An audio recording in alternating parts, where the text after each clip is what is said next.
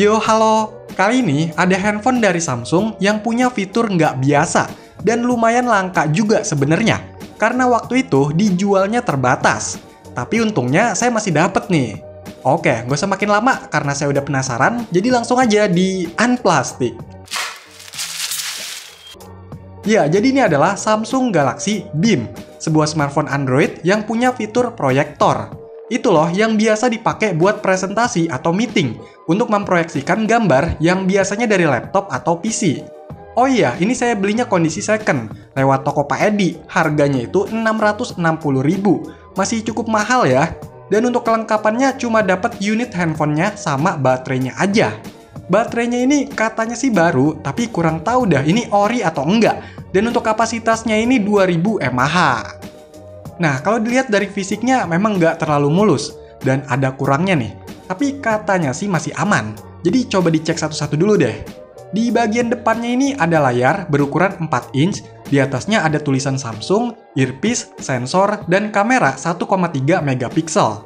Terus di bawahnya ini ada tombol Physic Home, dan harusnya ada tombol kapasitif menu sama back ya. Tapi kok nggak kelihatan nih? Untuk di bagian sisi kanannya ada tombol buat aktifin proyektornya, tombol power, dan ini untuk slot micro SD-nya, yang harusnya ada tutupnya nih, tapi udah nggak ada ya.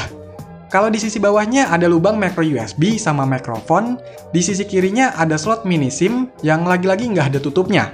Ada tombol pengatur volume juga yang udah hilang tombolnya, sama ada lubang jack audio. Kalau di sisi atasnya ini cuma ada si proyektornya. Wih, lumayan gede ya, sampai dibikin melengkung gitu loh. Untuk bagian belakangnya, di sini ada kamera 5 megapiksel, lampu flash, tulisan Samsung, dan lubang speaker. Untuk desainnya ini sebenarnya nggak begitu wah. Kalau dari depan emang kayak handphone-handphone Samsung pada masa itu, cuma di handphone ini bagian sisinya agak mencolok ya warnanya, kuning ngejreng gitu, digabung sama warna hitam. Untuk bahannya ini plastik dan back covernya ini ada motif bintik-bintik gitu. Oke, coba dibuka. Wah, ternyata warna kuningnya itu bukan cuma di sisinya ya, tapi sampai ke dalam-dalam ini juga. Tapi di dalam sini cuma ada tempat buat baterainya aja, soalnya slot SIM dan microSD-nya ada di luar, atau hot swap. Terus di sini ada keterangan untuk modelnya GTI 8530 dan masih made in Korea. Oke, coba dinyalain, semoga bisa nyala. Yes, nyala!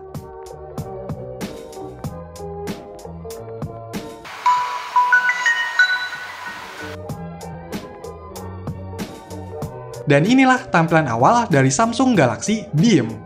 Wah, ngelihat tampilan gini jadi nostalgia banget ya pas awal-awal pakai smartphone Samsung. Dan ternyata tombol kapasitifnya kalau nyala baru kelihatan nih.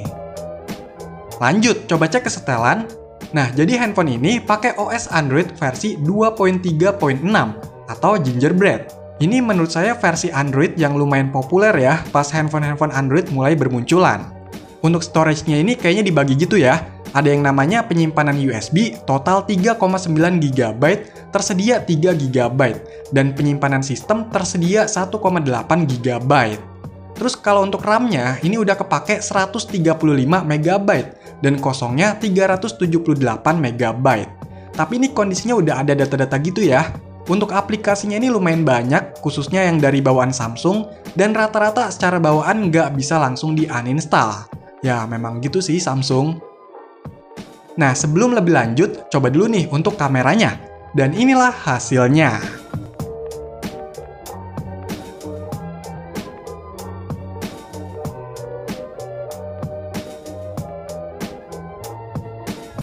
Oke, jadi ini adalah hasil rekaman video dari handphone Samsung Galaxy Beam. Kalau menurut kalian gimana nih untuk hasil videonya?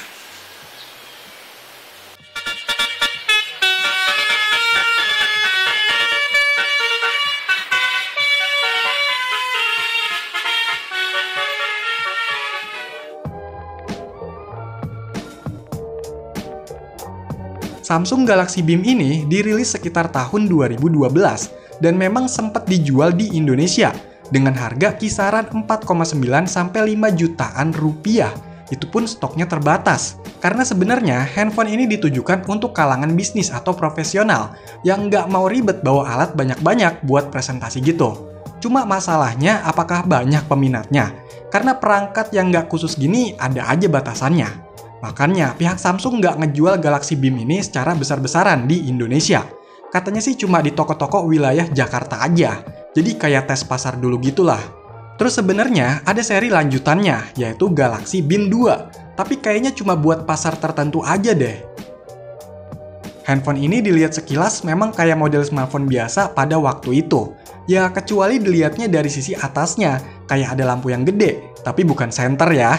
Ini untuk memproyeksikan gambarnya ke bidang lain, layaknya proyektor, yang menggunakan teknologi DLP atau Digital Light Processing. Nah, buat aktifin fiturnya, itu bisa dengan tekan lama di tombol proyeksi ini. Nanti otomatis langsung nampilin apa yang ada di layar dari handphonenya. Untuk proyektornya ini punya brightness 15 lumens, bisa memproyeksikan gambar dengan kualitas HD, dan lebarnya bisa sampai 50 inch, dengan jarak maksimal mungkin sekitar 2 meter. Dan memang harus di ruangan yang minim cahaya untuk pakai fitur ini. Tapi menurut saya, ini udah lumayan kok untuk visibilitasnya. Pas ngaktifin fitur ini, memang bodi handphonenya jadi lumayan anget nih. Dan agak ngeri sih sebenarnya kalau dipakai sampai berjam-jam gitu, misalnya buat nonton film. Tapi dari klaimnya, LED yang ada di proyektornya ini bisa awet sampai 30 tahun loh. Oh iya, ada beberapa fitur tambahan lainnya yang ada di dalam menu proyektor ini. Yang pertama, itu ada fokus dan rotasi. Jadi kita bisa atur fokus dari gambar yang diproyeksikan, dan bisa diputar juga nih tampilannya, mau secara potret atau landscape. Terus ada papan cepat, ini buat nampilin semacam kursor gitu, tapi ini nggak bisa buat milih atau ngeklik ya, dan bisa juga buat coret-coret nih, sebagai penanda gitulah.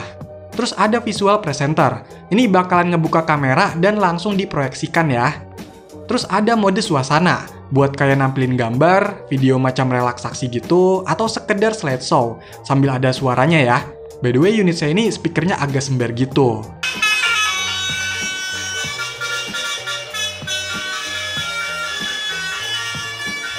Terus ada juga torchlight, jadi si proyektornya ini bisa dipakai layaknya senter.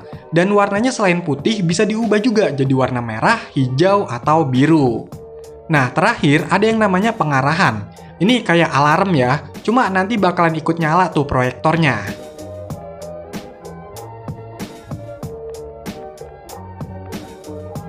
Selain fitur proyektornya, Samsung Galaxy Beam ini sebenarnya kayak handphone Android biasa aja.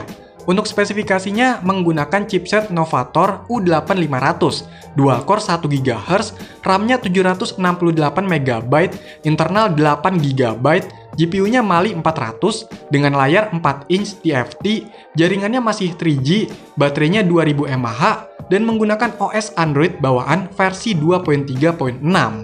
Dengan spek segitu pada zamannya menurut saya nggak begitu tinggi, tapi ya oke lah, mengingat waktu itu kalau nggak salah saya masih pakai Galaxy Y yang lebih kentang. Itu udah bisa lah buat install-install sosmed atau game yang seru. Oh ya, mungkin banyak yang bakal kepikiran kalau ada fitur proyektor kayak gini buat main game bisa makin enak. Ya sebenarnya ada plus minusnya, emang enak sih karena tampilannya bisa gede. Cuma posisinya itu kan kalau gamenya landscape susah ngarahinnya. Dan versi bawaannya ini belum support pakai gamepad ya. Selain itu makin cepet panas nih handphonenya, karena fitur proyektornya aja udah panas, apalagi sambil main game. Risih cuy, meledak. Dengan versi Android 2.3.6, pada masanya di tahun 2012 itu udah tertinggal juga sebenarnya. Nah, apalagi buat sekarang. Layaknya handphone jadul, versi OS-nya ini udah lawas, speknya pun udah ketinggalan. Udah banyak batasannya karena udah banyak juga aplikasi kekinian yang nggak support. Dan Google pun udah mencabut dukungannya. Jadi banyak aplikasi bawaannya yang udah nggak aktif lagi. Tapi sebenarnya handphone ini dapat update official juga ya ke Android versi 4.1 atau Jelly Bean. Cuma kalaupun diupdate itu tetap banyak aplikasi yang nggak support juga. Dan banyak yang bilang mudah diupdate tapi susah buat balikin laginya. Jadi biar ori aja lah biar makin kerasa klasiknya.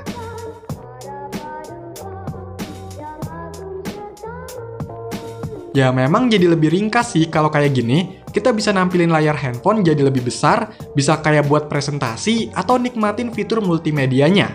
Berasa banyak alat dalam satu genggaman. Tapi memang ada beberapa batasannya juga sih. Mungkin kalau sekarang lebih milih kayak screen mirroring ke perangkat lain, macam Smart TV, lewat PC, atau sekarang kan udah banyak proyektor mini portable yang cukup terjangkau dan lebih bagus buat memproyeksikannya. Tapi Samsung Galaxy Beam ini memang termasuk unik lah ya. Bahkan fitur proyektor ini masih ada di handphone-handphone sekarang.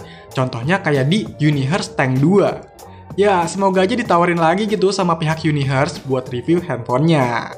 Kode keras nih. Oke, jadi itulah handphone dengan fitur proyektor, yaitu Samsung Galaxy Beam. Silahkan dikomentarin, like, share, dan subscribe channel ini. Terima kasih.